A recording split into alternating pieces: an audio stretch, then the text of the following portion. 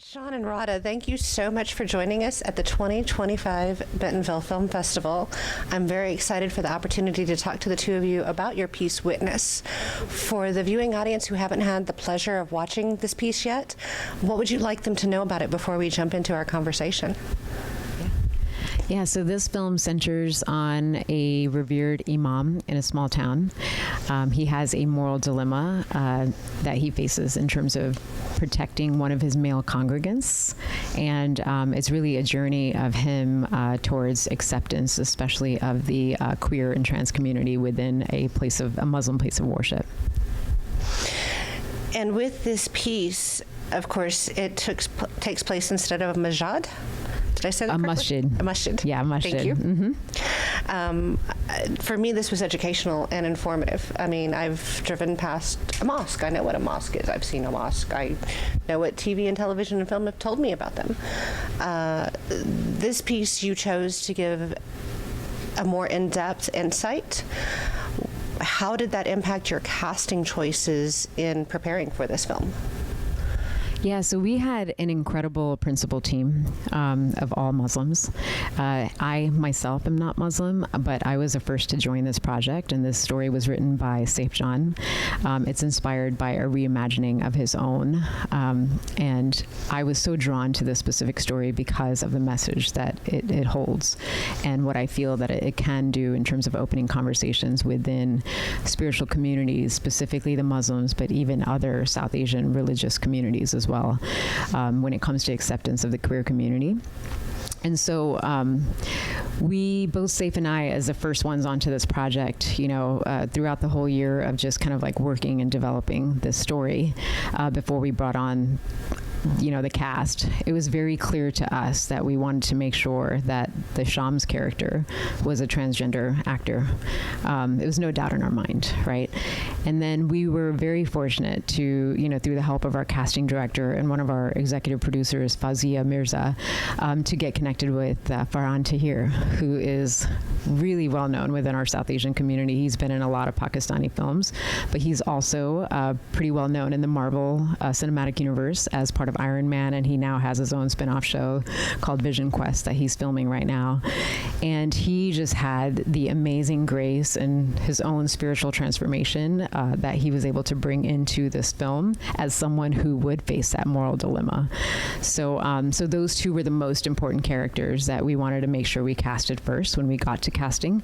And then we were very fortunate to have the daughter played by Nema Adeni, who is a polyglot. She knows many different languages, and she was just able to channel this beautiful sense of understanding and awareness and empathy in the conversation that she has with the imam, which to me is like the core message of the entire film. And then of course we were very lucky to have Michael McLeod, who played Salim.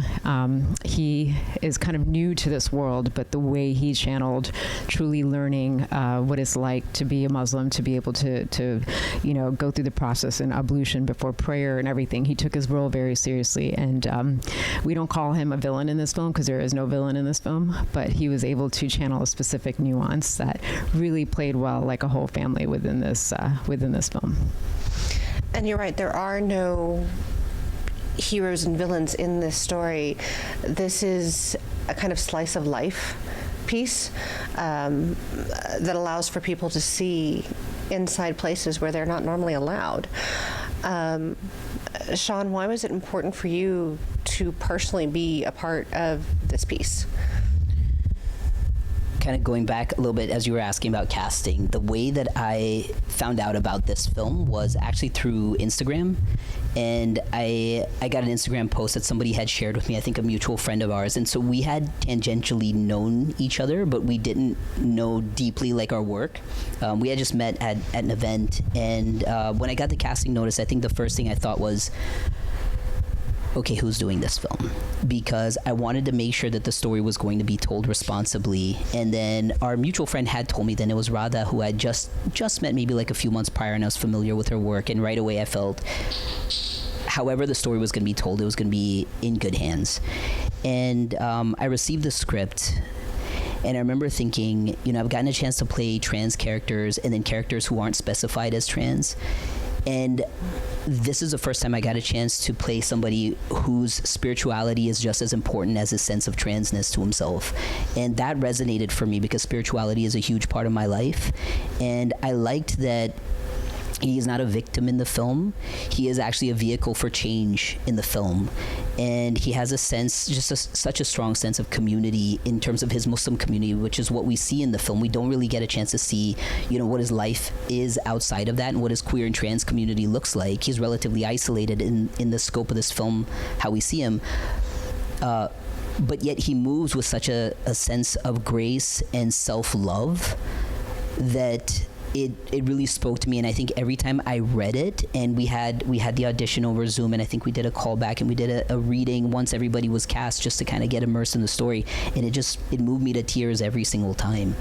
And so I think just the level of emotional responsibility and intelligence that was put into the crafting of the character really spoke to me. And with this and with your casting choices, was there any impact during the filming, getting through a day to make sure you were being respectful and honoring the Muslim faith and the different practices your cast and crew followed? Absolutely. And I'm so grateful that you asked that question. So, prior to getting the location that we did get, we had been rejected by a lot of mosques who, just weren't ready to take on a story like this. And we were so grateful that the masjid that we did end up getting was very open to it. We were transparent with them, and they said, we believe a story like this needs to be told. However, we also request that our masjid itself, the name itself, is not disclosed within the film or in the credits, and we respected that, and we had everyone sign NDAs to make sure that there was no social media posting while we were filming. And while we were filming, there's also a sense of protection, especially me as like a mama bear of the whole team. I wanted to make sure Safe was very protected as well. And so we ensured that no one really knew about us filming while we were filming. We kept our location super tight knit, and then also there were a lot of non-Muslims that were part of the film, and our producer Omar Al-Dakil as well as Shahryar Asan, they were very good about ensuring that everyone respected the specific practices of this masjid, including how we wear the hijab and how we move about the space. And anytime it was actually open to the public, so anytime someone wanted to pray, we would actually close our shoot until the prayers were done, and we just managed to really make time, even with those situations and circumstances. And it ended up being truly smooth and beautiful in a lot of ways because of the fact that we were making a film by the community for community. And those who are not Muslim they now have such a deep appreciation for that experience, because for them it was something that they don't normally experience, and they walk away with this learned experience that is quite different than perhaps how Islam is portrayed in media. And for us, that's a huge win, right? Because we do find it so beautiful, and there's such certain aspects that are just really spiritual and touching that we were hoping to at least capture within the experience as well as within the film. And there's the saying of the only thing we have to fear is fear itself, and we fear the unknown. What are some of the messages you'd like to see come out of this that helps either remove some fear or open conversations to allow for informative conversations or educational conversations to help remove some of those fears? I can start by saying that the way we end this film is that phone call. It's, I'm giving away spoilers, but I'm hoping that people who watch this interview have already watched the film by then. But that conversation that begins to happen at the end of our film is a conversation that we hope takes place in real life. And it was very specific for both Saif and I to choose the perspective of this film to be from the imam and not Shams, who's trans. So it was important that the lens was from a non-trans person, because of the very fact that, I think our DP, Nashin Dadaboy, she summed it up really well for me. She said her mom is very devout, a devout Muslim. And she said after she watched that film, the first thing she says is that we should look out for people like Shams. And for me, that summed it up. And that's pretty much the message that I would love for, to be taken away. Yeah, thank you for sharing it like that. I think that's, it's funny because we had that conversation early on, and I think I asked you, I was like, why is the story not being told through Shams' perspective? Because I was looking at it through my lens, and when we talked about it, I thought that makes perfect sense. I mean, you have to kind of reach into the perspective of the majority of the people who are going to view this film, and that kind of unknowing, as you say, the only thing to fear is fear itself. When we experience that, it's because we don't sit down and have conversations with each other to understand one another's perspective. The way that we understand identity today is largely through media or social media, or we'll hear certain things about a particular identity or community, and we'll automatically assume we know what that experience is. And I think that's one of the biggest problems that we end up having as a society, and that's generationally, that's what we're sitting in right now. That kind of speaks to the moment that we're in right now, and I think the role of storytelling is to kind of help bridge that divide and to create a space for understanding for people and communities, because how else do you build empathy? And so I think that's what this film does so effectively and beautifully. And with that, of course, film is one of the most known ways to reach a wide range of people and a wide range of views. How far spread would you like to see Witness go? That's a great question. I think as a filmmaker who's both Saif and I are making our way, in the industry with hopes that we get hired to tell more stories that mean a lot to us.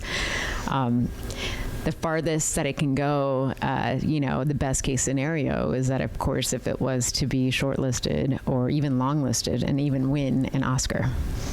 But of course, that's awards, right? But I think for me and for Saif personally, it's honestly like making sure that our target audience, specifically Muslims, as well as people who can identify with this religious and moral dilemma, from the perspective of the imam, if they can connect with this and be able to open those conversations within their own respective communities just towards acceptance, then we've done our job.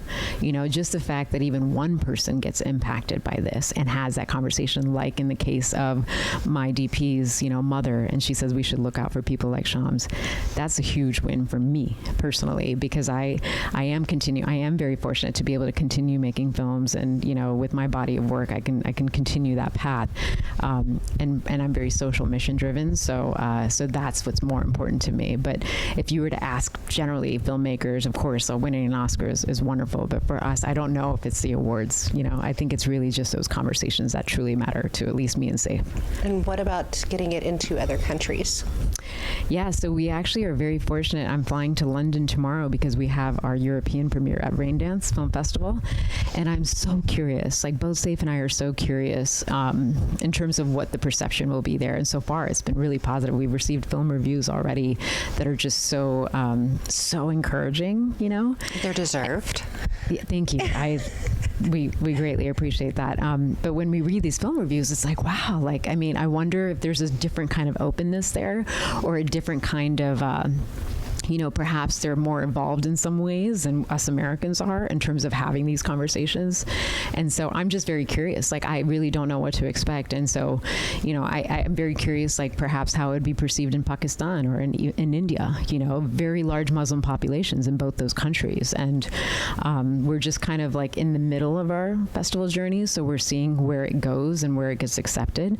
But we are trying our best to get it out to all the things that we think it should be seen at.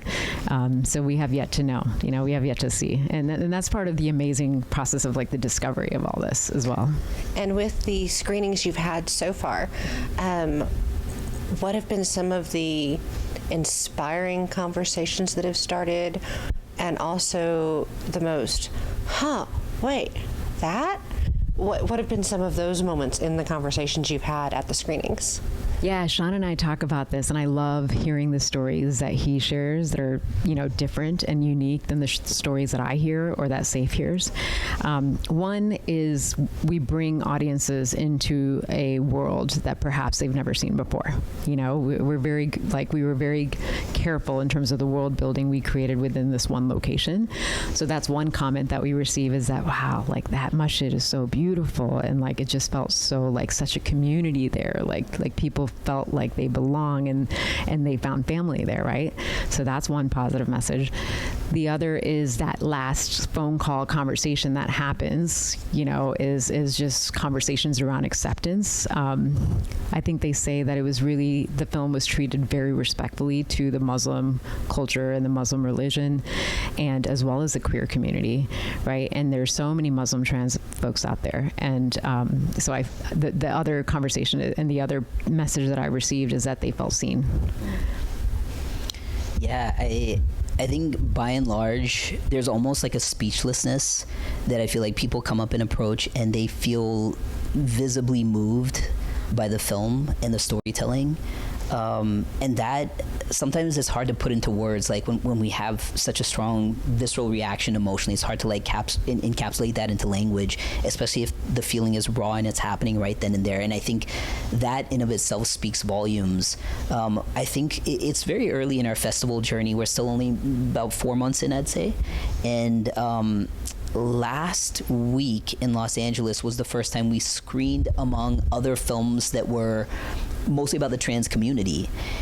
And I think sometimes, I have this conversation with other friends who are filmmakers who are also trans. Is sometimes we, when you see a plethora of films about the trans experience, sometimes it feels like you're preaching to the choir. And we know this experience is hard to move people because we know and we feel the kind of the joy or the pain. It's very familiar to us. But I had actually a few friends reach out after the screening who really felt like this resonated in a new way. And I think it's because we're telling this story from a lens that hasn't actually been told before.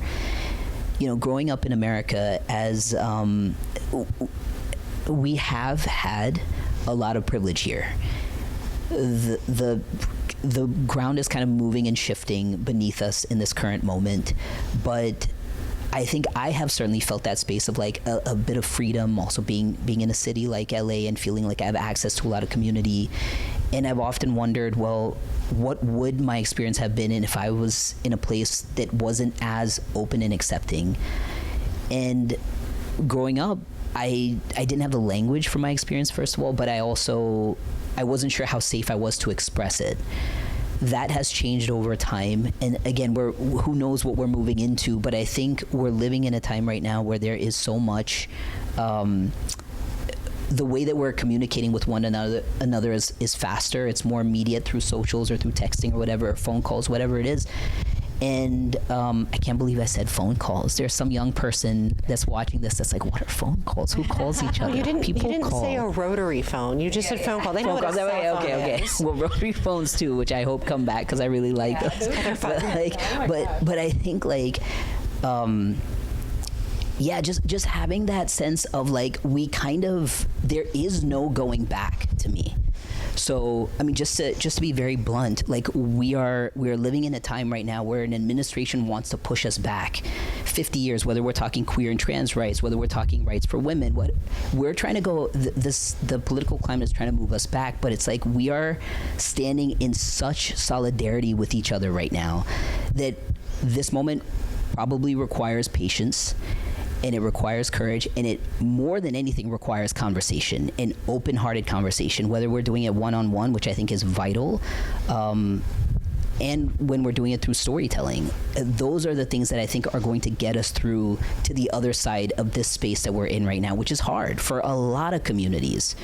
I don't remember your original question, but I felt like I had to say that. You got it out there. Okay, It was the getting rid of the fear of fear itself. Yes, so you addressed it. Well, I'll just say that I do remember your original question, and it was what messages or what kind of compliments or comments we receive after the film has screens, and he receives amazing compliments on his performance because it is a very quiet film, right? There's not that much dialogue. It's really in the emotions that are expressed in his eyes, and he receives so many compliments and is so well deserved, and I'm just so excited. Both Safe and I are we're all so excited to see him rise as an actor, because I think he's also social mission, he's like an activist heart, that I think that this is also going to lead Shaan into those roles that have so much meaning for him, so that he can truly channel his true self in it.